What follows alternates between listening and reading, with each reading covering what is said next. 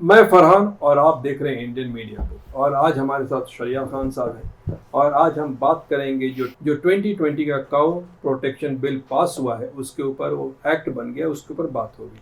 शरिया साहब, ये काफ़ी दिनों से एक ट्राई हो रही थी कि 1964 का जो लॉ है उसको चेंज किया जाए, नया चीज़।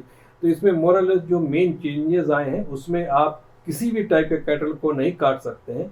अगर बफेलो को काट भी सकते हैं तो 13 साल से ज़्यादा का होना चाहिए। पहला सवाल अब तो यही है कि 13 साल का बफेलो या बैल मार्केट में मिलता कहाँ है, क्योंकि आप काफ़ी फार्मर से जुड़े हैं, तो क्या कहते हैं आप?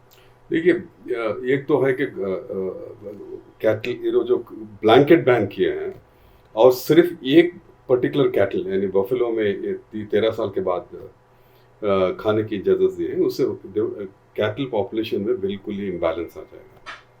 दूसरी ये है कि काऊ का मीट का न्यूट्रिएंट्स अलग हैं, बफेलो को अलग है। साउथ इंडिया में ज़्यादातर काऊ का बीफ प्रेफर करते हैं, सिर्फ नॉर्थ में कहीं नॉर्थ ईस्ट में बफेलो का करते हैं। तो ये पहले बात, ये इसको सीधी तरीके से कानून भी नहीं बोल सकते, ये इनडायरेक्ट रूट है बीजेपी का, एनडीए गवर्नमेंट का।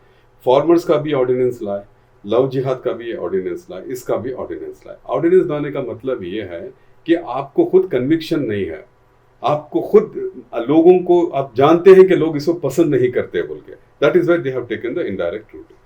तो इसका तादाद यही होगा कि फार्मर्स के लिए, कुरैश भाइयों के लिए छोड़े तो बिल्कुल इमीडिएटली इम्पैक्ट हो जाएगा, क्योंकि उनके स्लॉटर हाउसेस बंद हो जाएंगे। उनके आर्टिकल 21 जो राइट टू लाइफ है, जिसके अंदर राइट टू लाइवलीहुड है, वो इफेक्ट होगा। फार्मर्स की भी रीढ़ की हड्डी टूटेगी, their spinal cord will be broken. क्योंकि क्या करेंगे रख लेके गाय 12 साल के बाद, 6 बछड़े डालने के बाद, गाय हो या बैल हो, जो भी हो, उसको कहाँ से पाल सकते हैं? खाना तो उतना ही खाएगी ना वो। दूसरा बैल का है, बैल का यूज क्या है? हल करने के लिए, खेत करने के लिए। अब ट्रैक्टर्स हैं, फलाना है, ये बैल पैदा भी हो गई तो इन्हों काटने नहीं दिए, तो बैल को आप तो एग्रीकल्चर की यूज नहीं करते, ट्रैक्टर्स यूज करते हैं। बैल को कहाँ रख लेके बैठने होता है? इनको कैसे पाल सकते हैं? ये गाय अगर 3 बैल और 3 गाय को पैदा कर दी तो 3 बैल को पालता कौन? के गवर्नमेंट पालती है। इसके बारे में ये लोग क्लैरिटी ही नहीं दिए कि जो अभी गाय हैं, जिनको जब 12 साल हो जाते हैं, जो अनप्रोटेक्टेड, तो उस वो गाय को कहाँ रखेंगे, ये प्लान भी नहीं दिखाए। ना कुरैशीज को, ना फार्मर्स को, ना गाय भैंस को रिहेबिलिटेट करने का ये लोग कोई व्हाइट पेपर लाए, ना एक विजन दिए हैं। ये आर्बिट्रली और ड्रामेटिकली इसको एनफोर्स कर दिए एक पर्टिकुलर कम्युनिटी को खुश करने के लिए, बस कम्युनल पॉलिटिक्स। तो अब ये बताइए कि इसमें ज़्यादातर तो इम्पैक्ट करेगा फार्मर को, ठीक है, कुरैश लोगों को करेगा इम्पैक्ट क्योंकि इससे बिजनेस था उनका, लेकिन फार्मर इसको कहाँ छोड़ेंगे? क्योंकि कर्नाटका गवर्नमेंट का अगर आप अभी का जायज़ा लेंगे तो इन्होंने उतना गौशाला नहीं बनाया है, ये रोड पे आएंगे। तो कोई चीज़ लॉ बनाने से पहले क्या गवर्नमेंट रेडी है इस चीज़ के लिए? बिल्कुल अनप्रिपेयर्ड है। गाय रोड पे आ जाएंगे, सिटीज में हाईवेज पे आ जाएंगे, लोगों की मौत होगी। जंगलों में है ना, मैं 3 दिन पहले बंडीपुर में था, वहाँ लोग गाय पालते हैं। अभी मैं ज्यादा देख रहा हूँ कि गाय कम, भैंस ज्यादा हो रहे हैं, क्योंकि लोगों को डर था ऑर्डिनेंस के बारे में। कुछ लोगों को मालूम ही नहीं है कि कानून आ रहा है। कुछ लोग बोलते हैं कि सर हम लोग क्या करना, 12 साल के बाद हम लोग क्या करना सर? मैं बोला तुम्हें बोलो क्या करते हैं? बोला सर 12 साल के बाद वो गुंडल पेट यहाँ वहां से आके लोग लेके जाते थे, अब हमना तो पालन नहीं होता सर, छोड़ देते सर। क्या अभी माँ को गार्बेज खाने, प्लास्टिक खाने छोड़ देते, इनका ये है रुतबा माँ का। क्या? तो ये बनरघट्टा जो जू है जी, उसमें काफी टाइगर हैं, वाइल्ड लाइफ है, उनको ये बीफ की जरूरत पड़ेगी, तो क्या इनके लिए कुछ लॉ में तो कहीं नहीं लिखा है इनके लिए अलाउ रहेगा? वही है ना कि ये हम लोगों, चलिए हिंदू भाइयों के लिए होली है, क्या शेर चीते के लिए भी होली है? काऊ, जो काऊ को छोड़ भी दिए ना भाई, उनको तो एटलीस्ट कुछ भी नहीं मिल सकता। बुल का तो अलाउ करना चाहिए। मैं executive director BNP Bannerghatta national park से बात कर रहा था, वो लोग मुझे बता रहे कि हम लोग अभी लायन टाइगर को चिकन दे रहे हैं, उनको बस नहीं आता चिकन प्रोटीन। लायन टाइगर को दे कांट, लेपर्ड को बीफ ही खाते हैं वो। तो वो लोग कह रहे हैं कि हमें इतनी तकलीफ हो रही है, हम लोगों को मालूम नहीं कैसे लाना है, क्या करना। अब तो डिजास्टर हो गया। उनके प्रेस वाले भी गए उनके पास पूछने के लिए कि आप कैसे। लॉ में ये तो देना चाहिए था ना कि भाई जो वाइल्ड लाइफ को देने के लिए इतना फ्रीडम होगा, एटलीस्ट वहां तो छोड़ें। जी बिल्कुल बिल्कुल, वाइल्ड लाइफ सफर होगी, पूरे जू सफर होंगे, पूरे जो वाइल्ड लाइफ के जो भी ऑर्गेनाइजेशन है सभी सफर होंगे। ठीक है, आप अब ये काऊ के ऊपर क्रुएल्टी नहीं है तो इन जानवरों पर क्रुएल्टी है। हाँ जी, क्योंकि आप चीजों को बंद करते हैं, ठीक है आप बंद कर दीजिए, लेकिन बाकी जो चीज लिंक है इससे उसके ऊपर तो आपको एक लॉ मतलब ठीक करने के बाद ही करना नहीं चाहिए। फरहान साहब, देखिए ये एक हिपोक्रेटिकल गवर्नमेंट है, एक्सट्रीमली राइट विंग गवर्नमेंट है। इनका होली का जो क्या कहते हैं होली को, ये जो सीक्रेट चीज है उसका इनका डेफिनेशन ही नहीं मालूम। एक गंगा को ये लोग होली का है, गंगा से ज्यादा पोल्यूटेड रिवर कोई रिवर ही नहीं इंडिया में है। ये लोग टाइगर को होली बना के नेशनल एनिमल बना, जब इंडिपेंडेंस में 50,000 टाइगर थे, अब 2,000 हैं। ये गाय को भी होली बना के यूपी में राजस्थान में गाय की तादाद कम हो रही है। अब जानते हैं वहां पे इन लैक्स गाय की पॉपुलेशन कम हो रही है, भैंसों की ज्यादा है अभी।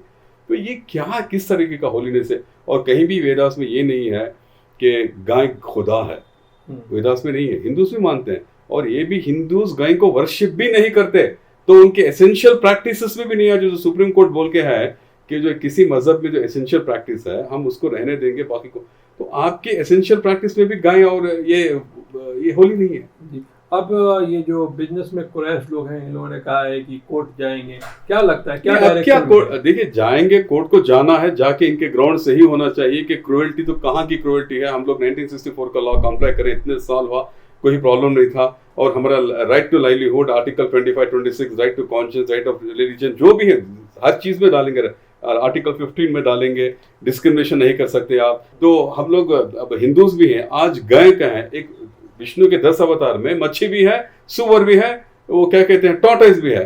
मतलब इसका खत्म कहाँ होगा होलीनेस का? एक मजहब में कुछ चीज होली है तो दूसरे मजहब में नहीं है, तो वो मजहब को वो फॉलो करने देना चाहिए। आप मेजोरिटेरियन गवर्नमेंट लाके आप अपने रिलीजियस प्रैक्टिसेस अगर आप दूसरे रिलीजन में डालना चाहते हैं तो कहाँ की डेमोक्रेसी हुई है?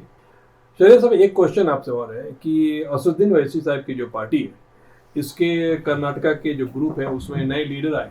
उसमें एक लीडर ने किसी चैनल पे ये कहा कि मैं अच्छी बीफ की बिरयानी बनाता हूँ, सीएम को बुलाता हूँ और दूसरे बीजेपी के लीडर को बुला के खिलाता हूँ। आप इस टाइप के बात को क्या देखते हैं, क्या सोचते हैं? ये अदर साइड के right wing, extreme right wing है, जो मुस्लिम कम्युनिटी भी होते हैं ना, सरफरे राइट विंग्स वही हैं। आप जब ऑर्डिनेंस का मतलब कानून है, कानून बनने के बाद अगर आप बीफ बिरयानी एक सिटिंग मेंबर ऑफ पार्लियामेंट को और एक चीफ एग्जीक्यूटिव स्टेट को भेजे तो इमीडिएटली आपको उसी कानून के प्रोविजंस में अंदर डाल देंगे। अगर अपोजिशन बोले कि तुमको मैं पोर्क की बिरयानी खिलाता तो ये क्या करेंगे? तो क्या कर? हाँ, ये देखिए, गाय की बिरयानी एक शुद्ध ब्राह्मण को, जो एमपी तेजस्वी सूर्या है, उसको इन्हों भेजते तो आप जैसा बोले वो लोग भी आपके ही मजहब को या सुअर की या पोर्क की बिरयानी भेज को आपका भी मजाक उड़ा सकते हैं ना। इंडिया में इस तरह के डिविजिव और एक्रिमोनियस डिबेट नहीं करना चाहिए कोई भी। मुझे नहीं मालूम आप कौन से लीडर की बात कर रहे हैं, बट फिर भी ये जो अपकमिंग लीडर्स हैं, ऐसे लोग ऐसे एकदम इन्फ्लेमेटरी स्पीचेस देना मैं भेज देता हूँ, कैसा भेज सकते हैं आप? और यही आप ऐसा करेंगे तो हिंदू राइट विंग है ना और सख्त हो जाएगी आपके खिलाफ। ये इसीलिए कहा जाता है कि असदुद्दीन ओवैसी साहब को हमेशा कहा गया कि बीजेपी के बी टीम है। तो क्या ऐसी बात करके असदुद्दीन ओवैसी साहब को नहीं समझ में आता है कि उनके लीडर को ऐसी बात नहीं करनी चाहिए? एक्चुअली असद साहब से मैं शायद मिलूं, मुझे नहीं, अब जो कौन लीडर है मुझे नहीं मालूम, मुझे भेजिए क्लिपिंग, मैं उनसे पूछूंगा कि सर क्या आपका ये एजेंडा है, आपका क्या ये आप ऐसे अथॉरिटी दिए हैं कि किसी लीडर को हमारे स्टेट में आप सीधा बोल दे कि बीफ बिरयानी भेजेंगे? देखिए देवराज साहब 1975 में चीफ मिनिस्टर थे सिटिंग, तब वो लोग ये बीफ का एजिटेशन चला था तो बीफ के समोसे बना के खिलाए थे किसी दलित और एसटीज उनको जब सपोर्ट करे थे। वो एक कोलेस्ट्रल लीडर थे। खैर जो लोग खाते हैं उनकी बात अलग है, मगर आप एक सीनियर लीडर के बारे में देवराज साहब उनको खिलाए जो खाते हैं जी SC ST से मुझसे ये जो लीडर बात कर रहे हैं ये उनको भेज रहा है जो कौ को रिवियर करते हैं। तो इसमें सोसाइटी में पोलराइजेशन होगा ना। मुझे नहीं लगता कि AMI की टॉप लीडरशिप इस चीज को एंडोर्स करेगी। ऐसी चीजें बात नहीं करना चाहिए। ये लोग ये डिविजिव बातें हैं। पॉलिटिकल अलग जगह है, लेकिन इस टाइप के ये तो पर्सनल हो गया ना। आपको ये मजहब को तौहीन कर रहे हैं आप, क्या हम उनको बिरयानी भेजेंगे? क्या मतलब है? जैसा भेजे उस सुअर की बिरयानी भेजेंगे आपको? क्योंकि अगर आप रियली इस्लाम को फॉलो करते हैं तो इस्लाम कभी ऐसी इजाजत नहीं देता। बोला ना अल्लाह सल्लल्लाहु अलैहि वसल्लम की हदीस है ना, कुरान है ना कि आप दूसरे रिलीजन का मजाक नहीं उड़ाना, बल्कि तो इसमें बिल्कुल ही मजाक उड़ाने की बात होगी ना। और पहली बात यह है कि if anybody does that they will violate the provisions of the law of this law, he will be put behind bars. अंदर चले जाएंगे बस। तो मोरलेस लॉ बन गया, तो बिल्कुल अब बन फाइनल लास्ट में जो लोग इस बिजनेस में, उनके लिए क्या सजेशन देना चाहिए? कुरैशीज, फार्मर्स, जो भी स्टेक होल्डर्स हैं, इसको लड़ना चाहिए कोर्ट में। आर्टिकल 21 और जो भी प्रोविजंस है लड़के, मुझे तो लगता है कि बिल्कुल ही फ्यूटल केस है, क्योंकि सुप्रीम कोर्ट बहुत चीज में बोल के है कि बीफ की इजाजत दे के है ना, आपको बफेलो को दे के है ना बोल के, on the grounds of trade, on the grounds of economics, on the grounds of right to eat and livelihood के बेसिस को लड़के इंशाल्लाह देखना चाहिए। और ये भी मैं ऐड करता हूं कि जब ऑर्डिनेंस बन रहा था, पिच बन रही थी, ये जो लीडर्स हैं हमारे SC ST के लीडर्स, मुस्लिम के लीडर्स, जो भी बीफ खाते हैं, वो लीडर्स क्या कर रहे थे? वो लीडर्स तभी एक पिच बना के गवर्नर के रिप्रेजेंटेशन दे सकते थे, तभी एक एंटिसिपेट करके कुछ शायद अदालत का दरवाजा खटखटाते।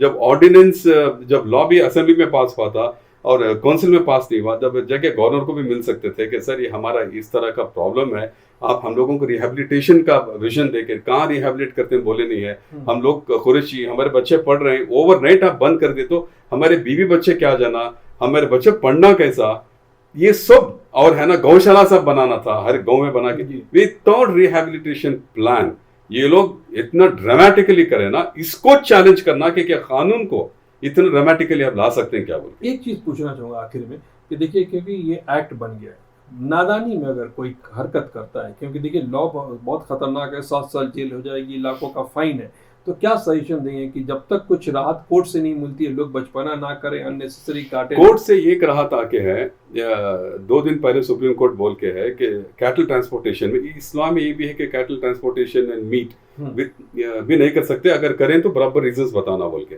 सुप्रीम कोर्ट 2 दिन पहले बोल के है कि प्रिवेंशन ऑफ क्रुएल्टी एक्ट में जब एक आदमी गाय या भैंस या जो भी लेके जा रहा है, आप ये जो गौरक्षक है ना, ये सबसे बड़ी बात है, ये फरहान साहब, गौरक्षक उनको सीज नहीं कर सकते, वो किसी और मकसद से सजेशन दिया है, एक्ट नहीं स्टे नहीं किया है, that is a tragedy. Mayor suspension भी जाके रख नहीं सकते, उसका लाइवलीहुड इफेक्ट होता बोल के, लेकिन दैट इज अ पॉइंट, लेकिन that is a suggestion of supreme court, yes it is not a stay, correct. तो इसलिए स्टे करना चाहिए था नहीं, इसी को ले लेके कुरैशीज या जो भी है रिफॉर्मर, इसी को लेके सुप्रीम कोर्ट ऐसा बोल के है, तो इसको स्टे करने सुप्रीम कोर्ट को अपील करना कि आप बोले हैं, नहीं तो लिंचिंग होगी। वही मैं उसीलिए बात कर रहा हूँ, लिंचिंग का काफी डर है, तो लिंचिंग के लिए जो लोग इस बिजनेस में, उसके लिए आप क्या कहना चाहते हैं?